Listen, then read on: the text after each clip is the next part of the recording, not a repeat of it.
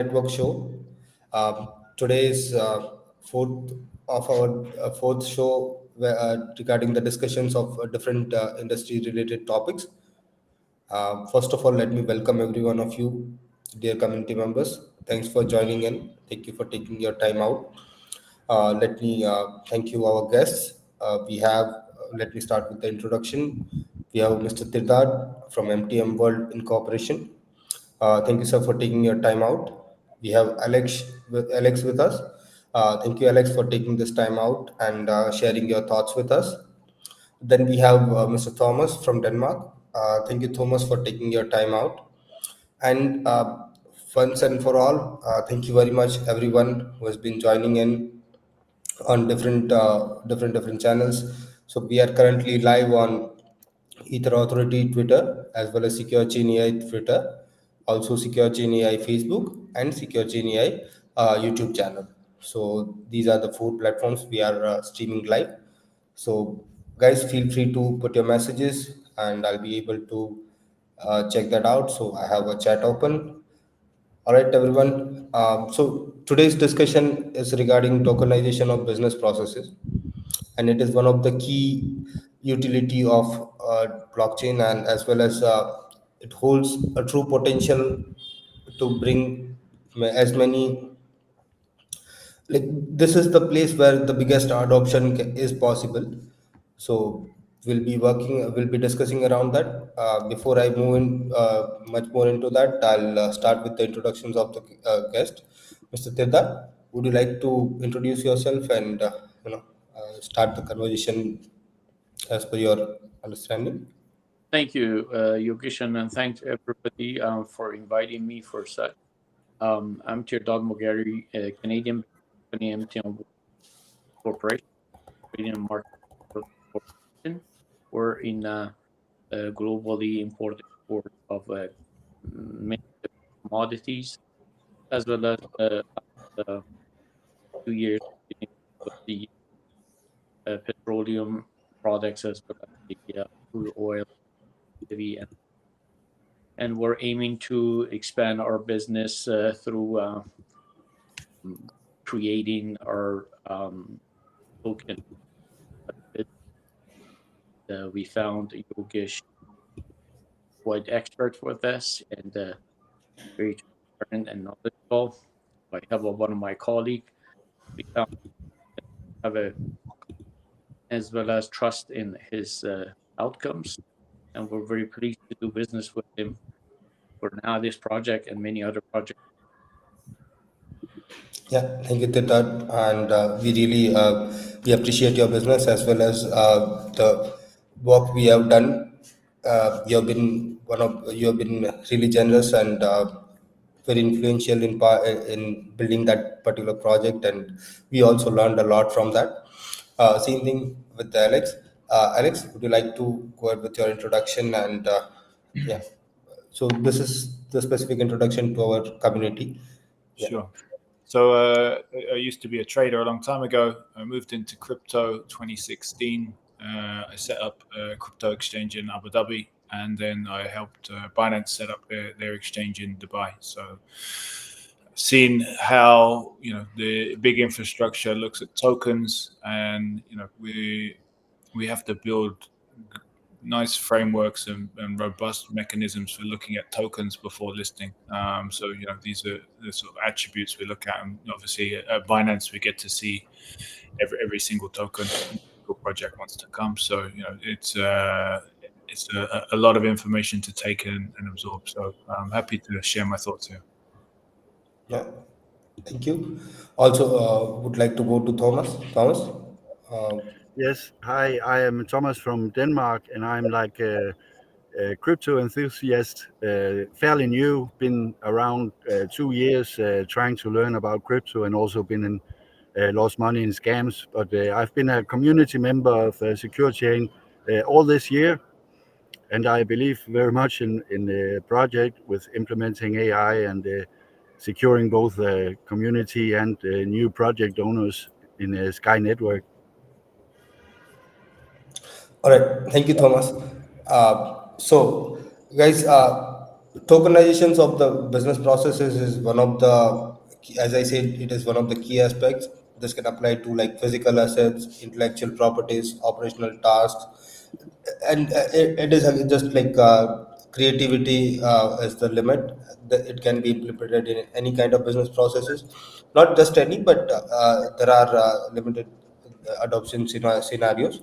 But I would like to go with Mr. Tirtad with a question regarding how could we implement such scenarios in because supply chain management is one of the key areas where this kind of I mean, this particular tokenization can be helpful and it can, really create a new adoption. Yeah, Mr. Tirtha. Well, compared to you guys, it's new. We're recently thought about the token. What I think that I actually for the future of this sport, especially for prominent for many years, like around 30, and uh, I hope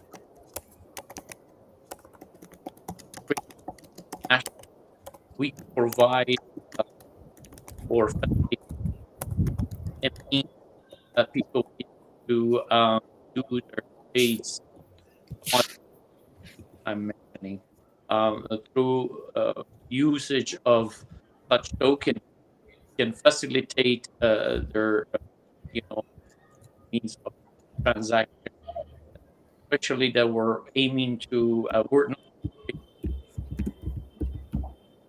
the fiats are valued due to political or economical reasons around the world, especially USD and Euro, and I think be a good alternative to provide to at least the clients that I'm dealing with, uh, basically yearly basis, and this way we'll be able to create an environment of financing for those clients, be able to do their trades with no string attached with uh, any political or economical means influenced by powerhouses.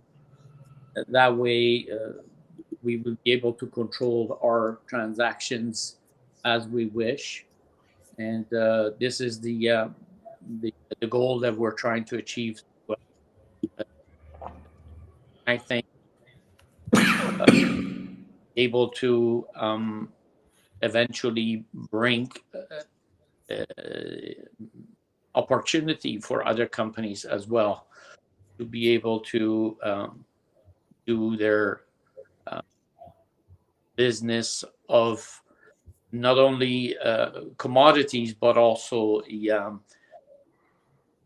finding another way of banking instruments rather than well, uh, per se, dollar value or euro value, and this are transactions and business ability, my opinion on. Uh, all right, thank you, Tirtha, for sharing your views. I think we are having some technical issues, like your voice was breaking a little bit, but it was indeed a wonderful point to put it. And I'd like to go to Alex next. Alex, you know that tokenization is one of the areas where I mean, intellectual properties, NFTs. There's there's limitless use cases, and this is one thing which can bring a lot of utility and a lot of adoption to the crypto industry. So, what are your views on that, and what are the specific ideas you find very useful, or something which is you would like to discuss about?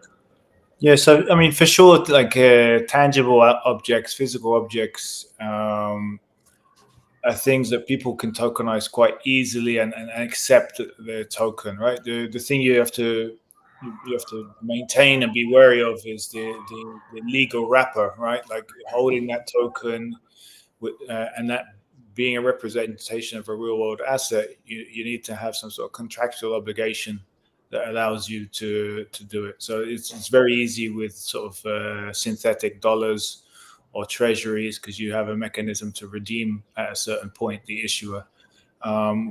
Where property is a little bit more difficult because property is in a jurisdiction, and that jurisdiction needs to understand or at least recognize that a token is worth a fractional ownership of a particular property. And then there's also obviously other legal issues with who can own property, etc., etc. Digital identities, digital pictures are a lot easier to sort of deal with for these mechanisms. What we're seeing is, as my colleague just mentioned, the blockchain allows you to settle, right? So it allows you to transact peer to peer. It reduces the amount of processing time. Value is transferred instantaneously and without intermediaries. So that unlocks a lot of financial potential. We have whole businesses about trade finance trying to unlock this, and this blockchain technology cuts that in half, right? So that's the important thing that we're looking at, right? So blockchain as a settlement mechanism, blockchain as a mechanism to intermediate value. These are the sort of key aspects that are sort of now coming into pass. We thought we were going to do this in 2016, 2017, but obviously we were way too early. I think now we're seeing this happening. We're seeing the generations of stable tokens, from just dollar-based to dollar-based with yield to some being backed with other assets such as gold. So we're seeing a lot of movement. We're seeing the financial institutions like BlackRock come in, which I think there was news today. I haven't read, but I saw BlackRock in a headline. Right, they understand that they can use this. All banks are looking at tokenization, like to really unlock stuff that's on their balance sheet that's locked up, right? Being able to then use things like DeFi to pledge and borrow against, this whole mechanism really releases a lot of capital. And for financial services, that's great. And then, for fun and speculation, you have gaming and these sorts of virtual worlds where you can sort of trade and not be bound. And that's just good for everyone. Correct. Yeah. Thank you, Alex, for giving us your views, and it was wonderful. Yeah, I think we have questions from the community as well that yeah, he appreciates the tokenization of the real world assets and blockchains. And yeah, it's not specifically a question, but yeah, just a general idea of the tokenization, and everybody loves it for sure. And it has its own asset, as you said, like regarding fractional ownership, specifically in India. Like, I'll just give you one example. Like fractional ownership was never thought as a something which could be successful in India specifically, but fractional car ownership. There was one startup which started fractional car ownership 1 year back, and now they have become a unicorn. So, so those things are, and definitely, I mean, fractional ownerships of the aircrafts has been one of it has been going on since quite many years. So that is also something where tokenization can be helpful. But as you said rightly, that when it comes to digital assets, it's very easy to manage the tokenization. But when it comes to physical assets, specifically when the law and order involves, the all the like laws of every countries are not 100% like compliant to that. Again, we are making very good uh, I mean, we are having a very good success, specifically in Europe as well as in US, with the Mika and STO, like new security token offerings in US as well. So those parts, things are changing, but yeah, we are definitely not there yet. It is still in the initial phase. Um, I think I'll go over to the Teta. Teta, would you like to? comment on the specific things Alex said, and as well as the other discussion. Great point that Alex mentioned. However, the only problem that I see around the world, you mentioned it very briefly, is the every country, of course, has their own rules and regulation. If everyone, as Alex explained, eventually will be an alternative, we need to set rules and regulation. And unfortunately, nowadays, I witness that many tokens, coins come in and go, is because they don't keep the values uh, due to the honest stability of the business providing those tokens to the market. And this also gives this credibility to creation of the token. And those companies such as we have to really market it very heavily with a good prominent company, as well as assets, lots of assets. I have lots of means, of course you're aware of it, which I don't want to discuss it now at this moment. Is an idea, very good idea actually, in that asset that will be able to keep the value and not be fluctuated so much, therefore will lose the credibility as a means of transaction of financial needs for the companies around the world. So this is something that lots of people who are in this business, I suggest that they should really seek for a good solution or influence the regulation of their own countries. Like I'm in Canada, of course, I have contact with some people here, and we're trying to basically establish that, you know, credibility for our token. So they lose the value and be so fluctuate and bypass like many the tokens of coins that come in and go. So this is a big puzzle. I mean, here and there will have some solution to suggest, but it has to be regulated, not the way that USA or Europe that they would like to implement and control it. That's why BlackRock is getting involved, because they want to control it. It's getting out of control, so they want to basically own it and control it, own the market.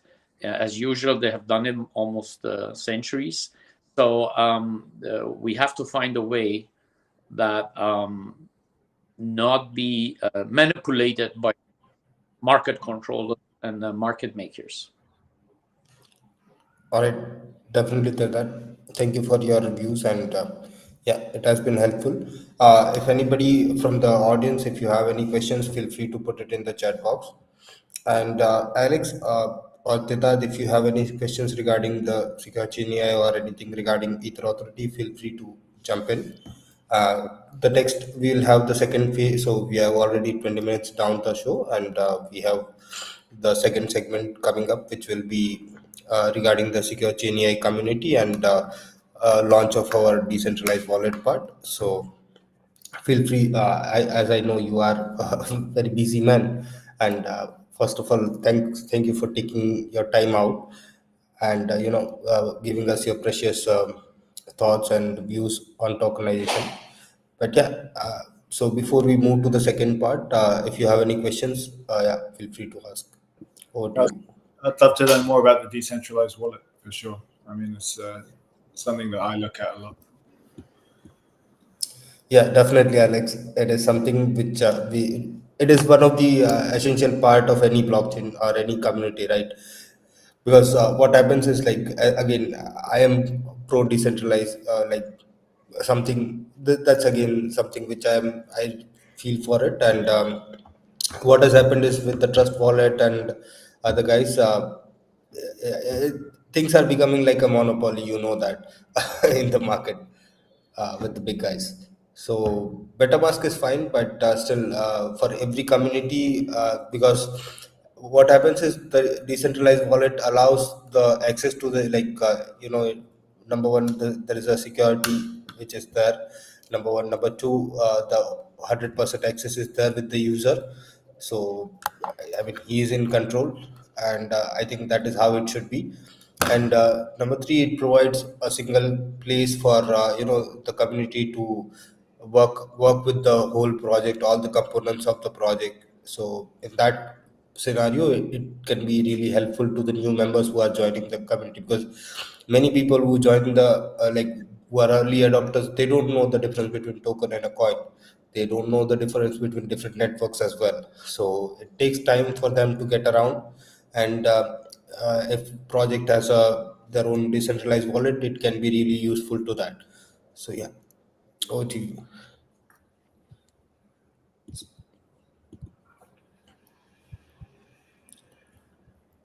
All right, guys. So with Secure Chain AI also, we are developing a decentralized wallet, which will be available very soon for our community. And regarding the community updates, I would like to take the Thomas in, because Thomas has been with us for almost from the start of the project. So Thomas, let me.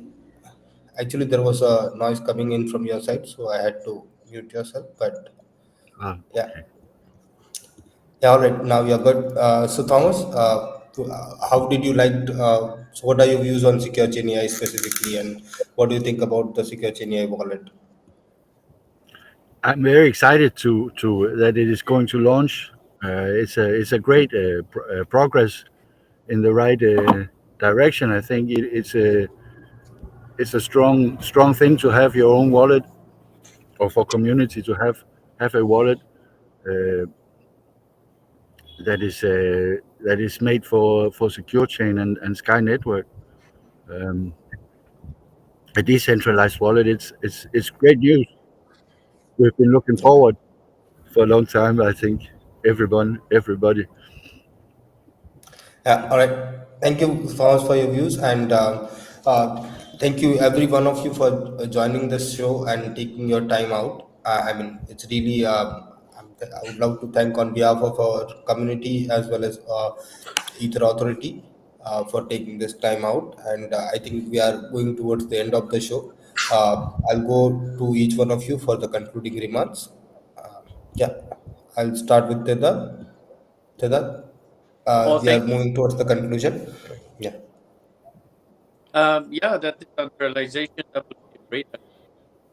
Uh, again, coming back to the point, I never got any answer, but we welcome in for future reference to create a stable credibility token, puzzle, know, for you guys, but this is that we um, always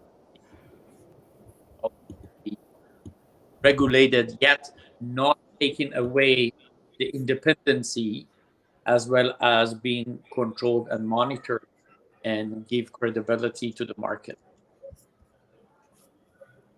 Correct. Yeah. Thank you, Teda, for joining us. I'll move to Alex. Alex, would like to do the closing remarks. Yeah, I mean, for sure, like tokenization is one of the key attributes of blockchain, right? Like this is the ability to transfer tokens peer to peer into decentralized wallets. This is the crux of how this whole financial new asset class system worked, right? This is the part of revolution, right? This is the reason why financial institutions are now becoming on board, because we've got enough legitimacy on the technology that they the full stack of people within a bank understand that you can transfer value like this. So all sorts of tokenization. You mentioned tokenization of IP. There's a full chain now about this. Everyone understands that this is a good way to transfer value, to store value in an immutable way. But we're early and we're still learning, right? So this is why it's been difficult. This is why there's a few of these players that sort of dominate, like MetaMask and Trust Wallet, because the technology is young and these people have good market access, but that doesn't mean it can't proliferate it doesn't mean that we can't build new products and services. And as I've seen with your chain as well, you need to remove gas, or at least abstract that away from users' day-to-day activity, because it's just something that is difficult and is something that we're not used to using normal sort of Web 2 or Web 1 processes. So abstracting away this difficulty, we see it now because we're very early. We're talking about programmable complexities. No one talks about HTML5. No one talks about TTIP. You just use web services and you get that user experience that you want. So we're getting into the weeds a little bit on the technicalities. It's just a question now of building applications that people want to use. Correct, Alex. Yeah, thank you, Alex, for taking this time out, and it was a wonderful conversation, all of you guys. I'll move towards the Thomas. Thomas, yeah, would you like to do your concluding remarks? Well, I have my thoughts are that there is a great future for crypto, and also I agree that we're still early, even though it's been a few years now since Bitcoin started, but it still feels like it's quite early in the process of both self-regulation in the crypto industry and maybe other regulations coming along. But I also realize this can take years before things fall into place. But I think we're already moving along the whole industry as well as possible. In my opinion, that's just my thoughts. Thank you, Thomas. All right. Thank you, Secure Chain AI community and Ether Authority community for joining us. We'll be coming up again with a new show next Saturday, 2 p.m. UTC. Before that, I would like to thank you, every one of you, and wishing every one of you a very happy weekend and a productive week ahead. And I think we had a wonderful conversation today, and it would have helped a lot of our community members to learn more about the tokenization part and as well as the current scenarios. So today Yogesh was not available due to some circumstances, but otherwise usually he will also be available with us for the next show. So first of all, thank you, and would love to be in the conversation again with all of you guys. So thanks a lot and have a great weekend, and wishing every one of you a productive week ahead. All right, Thank you very much. that'll be it. Bye bye, You're very guys.